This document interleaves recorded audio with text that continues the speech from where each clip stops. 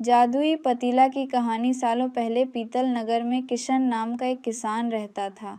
वह गांव के एक जमींदार के खेत पर काम करके किसी तरह अपना घर चला रहा था। पहले किशन के भी खेत थे, लेकिन उसके पिता के बीमार होने के कारण उसे अपने सारे खेत बेचने पड़े। मजदूरी में मिलने वाले पैसों से पिता का इलाज कराना और घर का खर्च चलाना मुश्किल हो रहा था। वो हर दिन सोचता कि कैसे घर की स्थिति को बेहतर किया जाए। आज भी इसी सोच के साथ किशन सुबह सुबह जमींदार के खेत पर काम करने के लिए निकला। खुदाई करते समय उसकी कुदाल किसी धातु से टकराई और तेज आवाज हुई। किशन के मन में हुआ कि आखिर ऐसा क्या है यहाँ। उसने तुरंत उस हिस्से को खोदा तो वहाँ से एक बड़ा सा पतीला निकला। पतीला देखकर किशन दुखी हो गया। किशन के मन में हुआ कि ये जेवरात होते तो मेरे घर की हालत थोड़ी सुधर जाती। फिर किशन ने सोचा कि चलो अब खाना ही खा लेता हूँ। किशन ने खाना खाने के लिए अपने हाथ की कुदाल उस पतीले में फेंक दी और हाथ मुंह धोकर खाना खाने लगा। खाना खत्म करने के बाद किशन अपनी कुदाल उठाने के लिए उस पतीले के पास पहुंचा। वहां पहुंचते ही किशन हैरान हो गया। उस पतीले के अंदर एक नहीं बल्कि बहुत सारे कुदाल थे। उसे कुछ समझ नहीं आया। तभी उसने अपने पास रखी एक टोकरी को भी उस पतीले में फेंक दिया। वो एक टोकरी भी पतीले के अंदर जाते ही बहुत सारी हो गई। ये सब देखकर किशन खुश हो गया और उस जादुई पतीले को अपने साथ घर लेकर चला आया। वो हर दिन उस बर्तन में अपने कुछ औजार डालता और जब वो ज़्यादा हो जाते तब उन्हें बाजार जाकर बेच आता। ऐसा करते करते किशन के घर की हालत सुधरने लगी। उसने इस तरह से बहुत पैसा कमाया और अपने पिता का इलाज भी करवा लिया।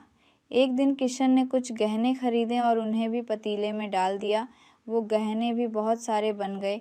इस तरह धीरे धीरे किशन अमीर होने लगा और उसने ज़मींदार के यहाँ मजदूरी करना भी छोड़ दिया। किशन को अमीर होते देख ज़मींदार मोहन को किशन पर शक हुआ। वो सीधे किशन के घर पहुँचा। वहाँ जाकर उसे जादुई पतीले के बारे में पता चला। उसने किशन से पूछा, तुमने यह पतीला कब और किसके घर से चुराया? डरी हुई आवाज़ में किशन बोला, साहब, ये पतीला मुझे खेत में खुदाई के समय मिला था। मैंने किसी के घर चोरी नहीं की है। खेत में खुदाई की बात सुनते ही ज़मींदार ने कहा, यह पतीला जब मेरे खेत से मिला तो ये मेरा हुआ। किशन ने जादुई पतीला ना लेकर जाने की बहुत मिन्नतें की, लेकिन ज़मींदार मोहन ने उसकी एक नहीं सुनी। वो ज़बरदस्ती अपने साथ वो जादुई पतीला लेकर चला गया। ज़मींदार ने भी किशन की ही तरह उसमें सामान डालकर उन्हें बढ़ाना शुरू किया। एक दिन ज़मींदार ने अपने घर में मौजूद सारे गहने एक एक करके उस पतीले में डाल दिए और रातों रात बहुत अमीर हो गया। एकदम से ज़मींदार के अमीर होने की खबर पीतल नगर के राजा तक पहुंच गई। पता लगाने पर राजा को भी जादुई पतीले की जानकारी मिली। फिर क्या था, राजा ने तुरंत अपने लोगों को भेजकर ज़मींदार के यहाँ से वो पतीला राजमहल मंगवा लिया। राजमहल में उस जादुई पतीले के पहुंचते ही राजा ने अपने आसपास मौजूद सामान को उसमें डालना शुरू दिया। सामान को बढ़ता देखकर राजा दंग रह गया। होते होते आखिर में राजा खुद उस पतीले के अंदर चला गया। देखते ही देखते उस पतीले से बहुत सारे राजा निकल आए।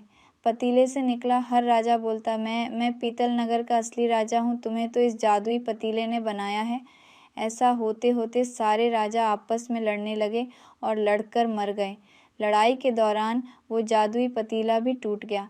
जादुई पतीले के कारण राजमहल में हुई इस भयानक लड़ाई के बारे में नगर में सबको पता चल गया। इस बात की जानकारी मिलते ही मजदूर किशन और ज़मींदार मोहन ने सोचा, अच्छा हुआ कि हमने उस जादुई पतीले का इस्तेमाल सही से किया। उस राजा ने अपनी मूर्खता के कारण अपनी जान ही खो दी। जादुई पतीले की कहानी से दो सीख मिलती हैं। पहली कि मूर्खता का अंत बुरा ही होता है। दूसरी यह कि हर सामान का इस्तेमाल संभल कर करना चाहिए, अति हानिकारक हो सकती है।